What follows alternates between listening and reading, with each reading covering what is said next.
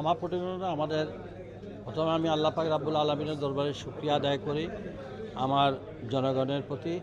তারা আমাকে বিপুল ভোটে নির্বাচিত করার পুরস্কার হিসাবে আমাদের মাননীয় প্রধানমন্ত্রী আমাকে একটি গুরুত্বপূর্ণ মন্ত্রণালয়ে দায়িত্ব দিয়েছেন, যেটা প্রবাসী অধ্যুষিত এলাকার প্রবাসী কল্যাণ মন্ত্রণালয়।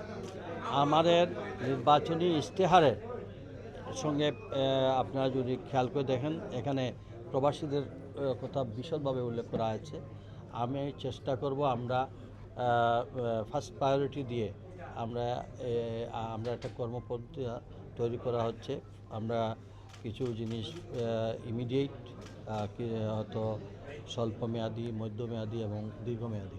তো আমি আজকে শর্ট যাতে এমনি ব্যক্তিগতভাবে ভিজিটে আসার সঙ্গে সঙ্গে আমি ঢাকা শাহজালাল ইন্টারন্যাশনাল এয়ারপোর্টে প্রবাসীদেরকে কী সেবা দেওয়া হয় সেটা আমি নিজ চোখে দেখতে গিয়েছি। এতে আমি কিছু কিছু বিষয়ে তাদের সঙ্গে, যেমন আমাদের প্রতিদ্বন্দ্বী মানুষের জন্য, প্রতিদ্বন্দ্বী বাচ্চাদের জন্য সেখানে কোনো ব্যবস্থা ছিল না, আমি বলছি সেটাকে অ্যাড করার জন্য।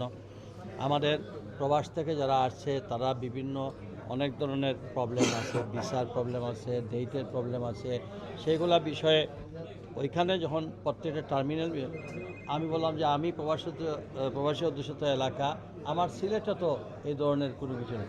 আমি ইমিডিয়েট অর্ডার দিয়ে আসছি যে আপনারা এটা আলোচনা করেন। আমরা সিভিল এভিয়েশনের সঙ্গে আলোচনা করে আমাদের প্রবাসী, বিশেষ করে আমাদের প্রবাসের যে সকল লোকজন এখানে আসা যাওয়া করে তাদের সেবার মান বাড়ানোর জন্য, তাদের যে ব্যাগেজ কমপ্লেন, তাদের নানাবিধ সমস্যা, এটা আমরা এখানে শুরু। তা আমাদেরকে একটু সময় দিতে হবে। আজকে মাত্র আমরা যাত্রা শুরু। আমার মন্ত্রণালয়ের সঙ্গে বৈঠক হয়েছে, তারাও একটু আমাদের ইশতেহারের মধ্য দিয়ে আমরা কিছু পদ্ধতি তৈরি করার জন্য।